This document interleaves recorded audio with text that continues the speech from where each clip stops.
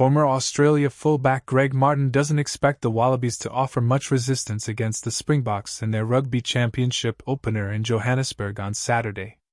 The eagerly anticipated showdown at Emirates Airline Park will be the first of two successive clashes between these sides, with their rematch scheduled for the DHL Stadium in Cape Town on August 23. South Africa are the Rugby Championship's defending champions and go into this year's tournament in a rich vein of form after notching victories over the Barbarians, Italy, twice, and Georgia during their mid-year internationals in July. By contrast, the Wallabies suffered a 2-1 series defeat in Australia against the British and Irish Lions, although they improved as that series progressed.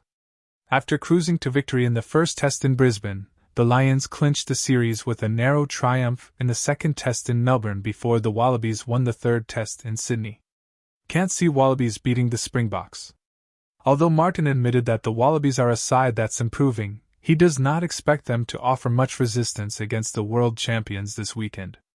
Appearing on the DSPN podcast shortly after the Wallabies team was announced, Martin was asked by the show's host Martin Devlin what's going to happen between the Boks and Wallabies this weekend, and replied, "Well, what's been happening at any time in South Africa over the last few years?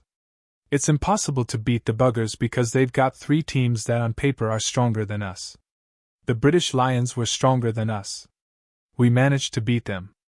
We've got a team on the rise, as you would have seen in those last two test matches against the Lions." Rassie Erasmus makes late tweak to Springboks team for Wallabies showdown.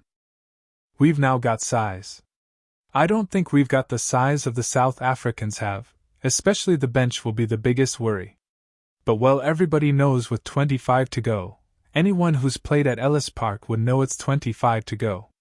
It feels like someone's knifed your lungs. It's just horrific. We'll be struggling enough up at that point. We're in a fair bit of trouble.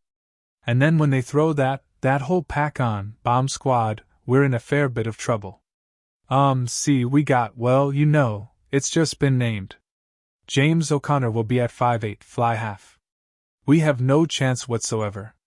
Devlin reminded Martin of the impressive performance which the Wallabies delivered in that last test against the Lions, but the Queenslander, who represented his country in 9 tests between 1989 and 1990, was not convinced.